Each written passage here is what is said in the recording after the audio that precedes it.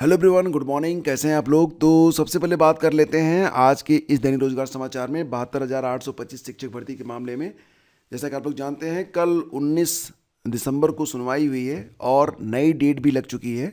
जैसा कि दोस्तों आप सभी लोग जानते हैं कि इस भर्ती के बारे में कुछ भी कहना बहुत ही मतलब एक ऐसी बात है कि जिसके बारे में कोई भी कुछ कह नहीं सकता है कि क्या होने जा रहा है। ये भर्ती क्लोज भी हो चुकी थी, ये लग रहा था कि ये भर्ती निस्तारित हो चुकी है, लेकिन फिर से फाइल ओपन हुई है और अब दया के आधार पर सभी याचियों को देखा जा रहा है। ऐसे याची जो पुरानी लिस्ट में भी थे, नई लिस्ट में भी हैं।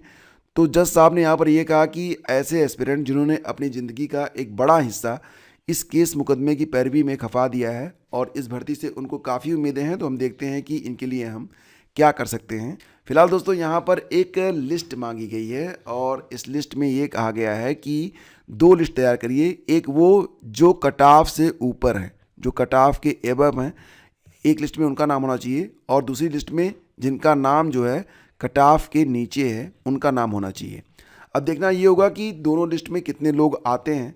हालांकि आंकड़ा ये बता रहा है कि अब तक लगभग 11,000 याचियों की जो लिस्ट है ये पहुंच चुकी है और रिक्त पदों की संख्या जैसा कि आप जानते हैं कि 6,145 समथिंग ऐसे ही कुछ है।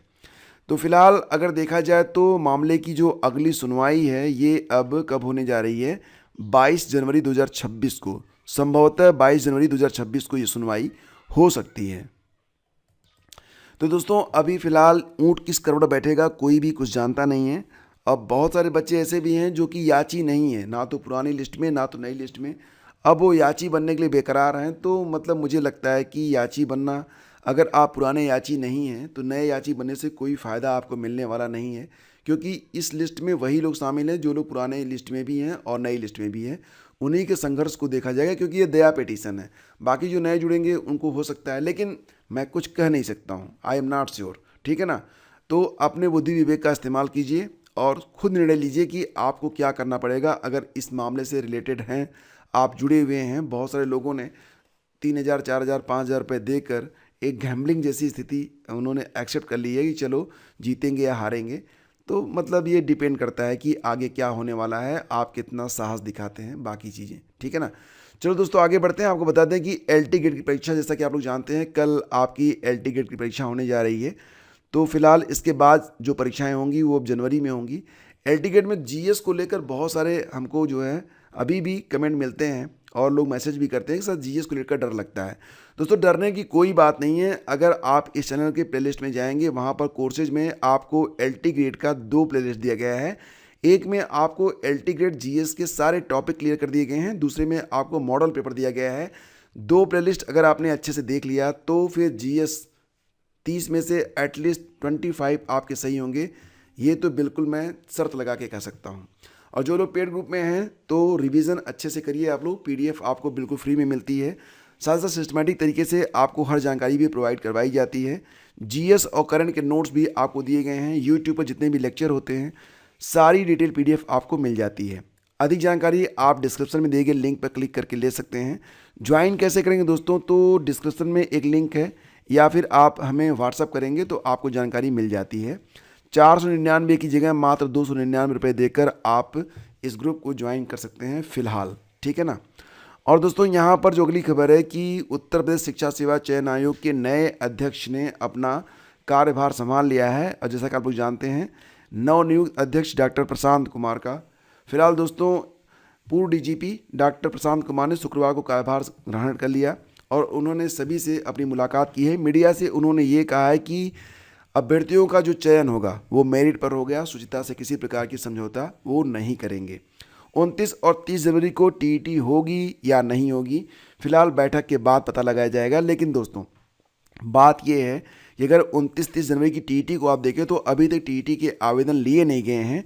तो मान लेते हैं कि आप 20 दिन भी देते हैं आवेदन के लिए, उसके बाद समय बचता है 20 दिन का, और आवेदन लगभग 18 से 19 लाख प्लस ही जाएंगे, कम नहीं जाएंगे। तो मात्र 40 दिनों में इस परीक्षा का आयोजन ये संभव प्रतीत तो नहीं होता है। बाकी दोस्तों यहाँ पर ये कहा जा रहा है कि जो नए अध्याचन लेने की तैयारी चल रही है तो उसके लिए पोर्टल बनाया जा रहा है। और फिलहाल जो 910 पदों पर असिस्टेंट प्रोफेसर की परीक्षा हुई थी, जिसमें बीएड असिस्टेंट प्रोफेसर के लिए जो पद थे उनको हटा भी दिया गया था, तो इस मामले पर उन्होंने कहा कि इसकी जांच करवाई जाएगी और भर्तियों का कैलेंडर भी बनेगा।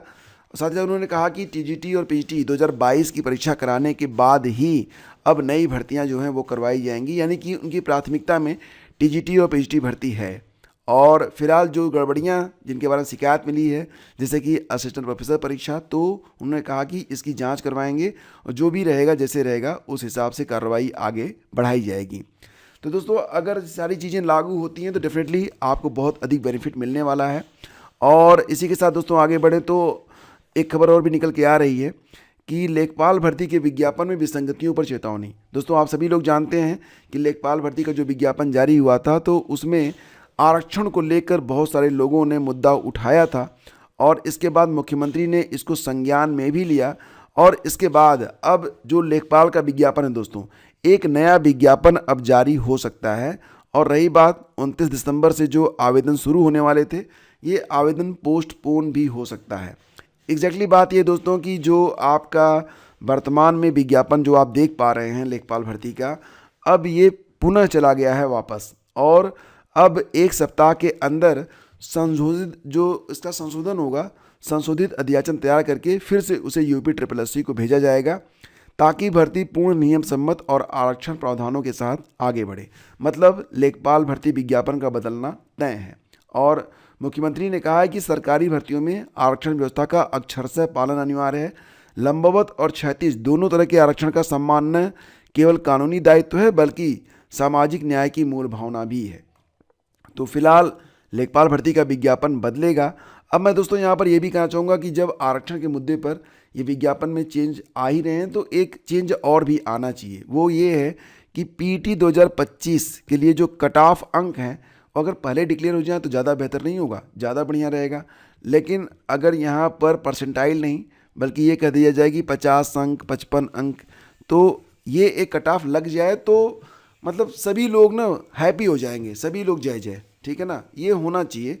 खैर दोस्तों आगे बढ़ते हैं। एनटीए ने यूजीसी नेट का जो कार्यक्रम जारी कर दिया है। आप जानते हैं कि यूजीसी नेट दिसंबर 2025 की जो परीक्षाएं हैं यह 31 दिसंबर से 7 जनवरी के बीच में होंगी। तो फिलहाल दोस्तों अभी ये जो परीक्षाएं हैं सीबीटी मोड में करवाई जाएंगी।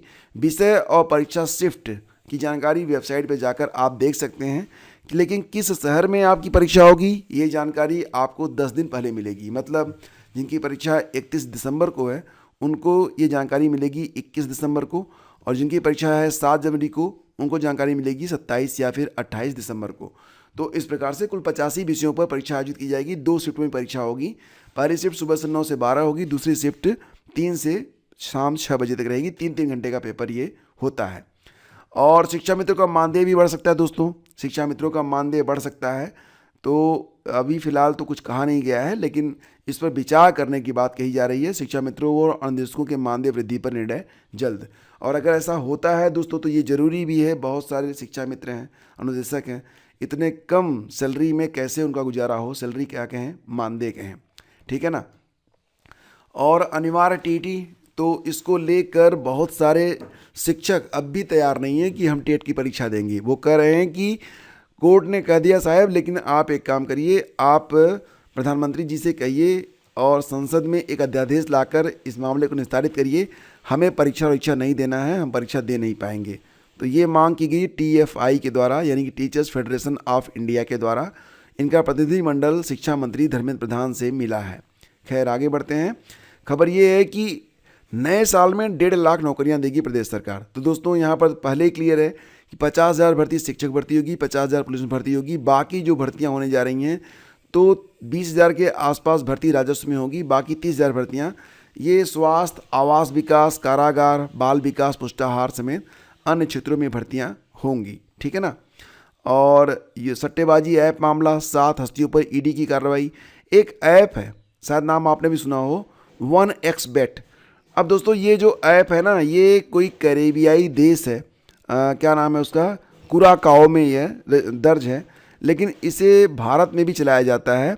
और फिलहाल यहाँ पर इसका जो प्रमोशन करने में नाम आया है तो युवराज सिंह, सोनू सूद, मीरा रौतेला, मिमी चक्रवर्ती, नेहा शर्मा, अंकुश हाजरा, राबिन उथप्पा का नाम आया है। तो अब ईडी की कार्रवाई हुई है और इनसे धन उगाही भी की जा रही है। खैर बड़ी कार्रवाई यहाँ पर हो रही है। मीरा रौतेला ये उर्वशी रौतेला की माँ है। तो फिलहाल अब सारे लोग यहाँ पर पकड़े गए हैं और सट्टेबाजी का लोग प्रचार करते हैं इतने मतलब फेमस होके। यही चीज़ बताती है ये चीज़ की मतलब हमें जो है ना बड़े चेहरों पर हमेशा भरोसा नहीं कर लेना चाहिए कि वो जो कह रहे हैं उसको आप मान लें, ठीक है ना। और सीबीएसई ने आंकड़ा जारी कर दिया है सीटेट फरवरी 2026 का। कहा है कि कुल 25,30,436 कैंडिडेट हैं जिन्होंने फिलहाल आवेदन किया है फरवरी 2026 परीक्षा के लिए। लास्ट डेट इसकी 18 दिसंबर थी, आवेदन बंद हो चुके हैं। तो इस प्रकार से अब जो मतलब कुल आवेदन है 25,30,436 हैं। परीक्षा फरवरी में आयोजित की जाएगी। और अगर आपके कोई त्रुटि हुई है फॉर्म भरते समय तो करेक्शन विंडो आप लोग देखते रहिए, जल्दी करेक्शन विंडो भी उपलब्ध होगा। हाई स्कूल और इंटरमीडिएट का जो परीक्षा कार्यक्रम था यूपी बोर्ड का वो थोड़ा सा बदल गया है। कितना बदला है?